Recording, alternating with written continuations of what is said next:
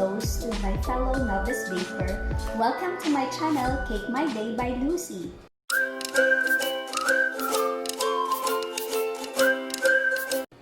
In today's vlog, I will be teaching you on how to make a chocolate ganache. As we all know, nauuso na po ang paggamit ng chocolate ganache sa mga cakes ngayon, especially po drip cake.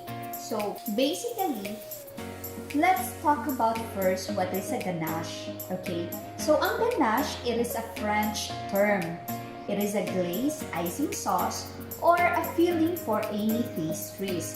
This is made of a chocolate or dark chocolate and a cream. Now, for this episode, since I will be teaching you on how to make a chocolate ganache, I usually use Iberyl's Gourmet, which is a bittersweet compound chocolate. And I do also have an all-purpose cream. Usually, I do use Alaska Crema, okay? But you can use whatever you want, whatever brand you prefer. Okay?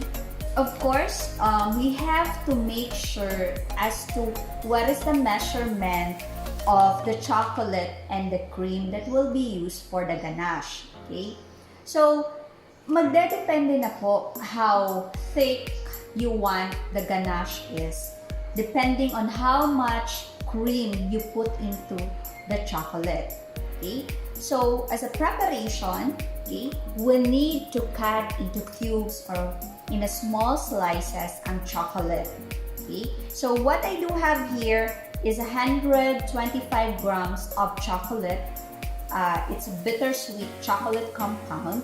So, in fact, I prepared 225 grams of bittersweet chocolate compound because I will be teaching you not only a ganache with a cream or a chocolate ganache made from a cream and a semi-sweet or a bittersweet chocolate compound, but I'll be teaching you also another way on how to make a chocolate ganache using water.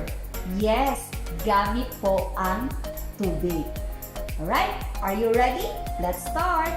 So usually or normally, for every 500 grams of chocolate compound, you need 1/2 cup of cream.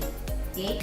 But since we'll be using only or we'll be making only chocolate ganache with 125 grams of bittersweet compound chocolate, so we'll be using only 1/8 cup of cream.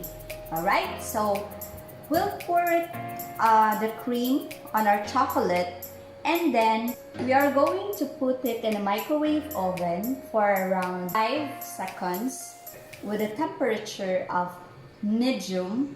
And so, andito na po ang ating chocolate ganache. Okay?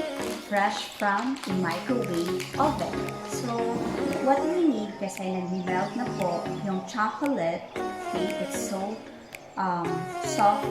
The chocolate is already soft. So, we need to mix it. Okay? Just keep on mixing it.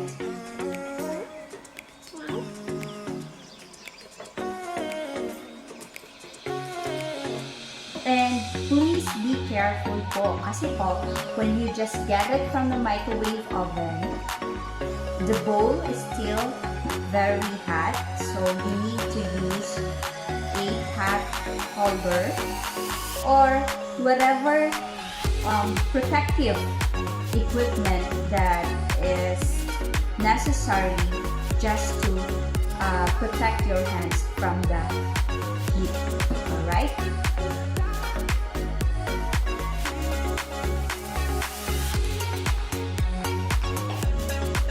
Now the look of the chocolate ganache. Okay, it's smooth and silky. Alright, so this is the chocolate ganache made from an all-purpose cream.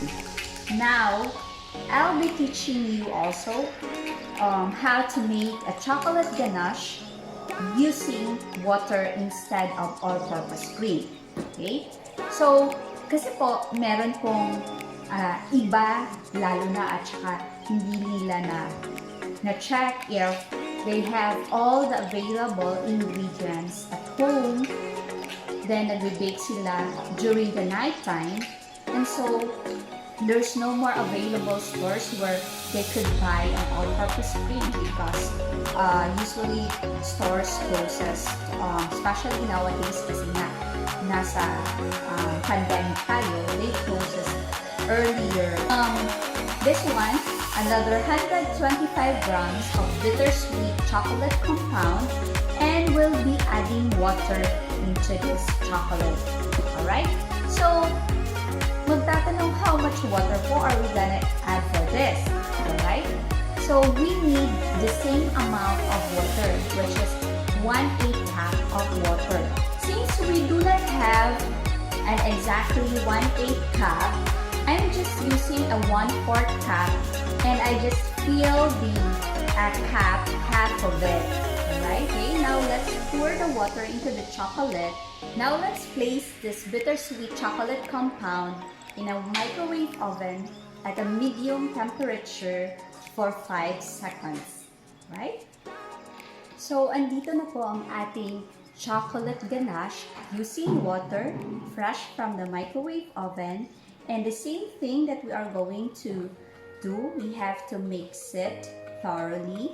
Okay, the melted chocolate.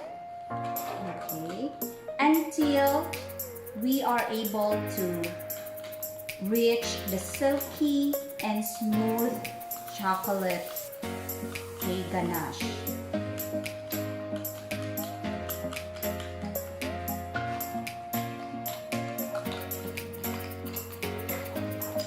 Usually, I use a bittersweet chocolate compound in all my baked cakes that requires chocolate because it balances the sweetness of the chocolate. Right? So, the ganache is still hot, but the moment it cools down, the same like with this chocolate ganache using a cream, okay, it started to get thicker, okay, or more on a consistency of a creamy texture, okay. So this is the water ganache for the chocolate ganache using water, and this one is a chocolate ganache using an all-purpose cream. Okay, so this one is now ready to be used as frosting or icing your chocolate cake or whatever chocolates you have right now. And if you want this ganache to be used for like piping, all you need is to lessen the amount of cream and at the same time the amount of water if you are making a chocolate ganache using water in order to make your chocolate more thicker and make it a pipeable one. Okay? Whenever I use chocolate ganache for my cake for frosting, I usually cool it down, and after when it's already cooled down, I place it first in a refrigerator to make it more harder or stiffer. Okay? But if you wish to have a more easy thing of placing chocolate ganache in your cakes, you can use it immediately right after when it's already cooled. Okay, and you can just directly pour it into your cake. Okay, so here's your chocolate ganache using water. Okay. Oh, it's nice. Alright, I hope you enjoy watching this episode on how to make a chocolate ganache using water and, of course, using an all-purpose cream. Alright, so please don't forget to like, share, and subscribe to my channel, Cake My Day by Lucy. Have a great day, everyone!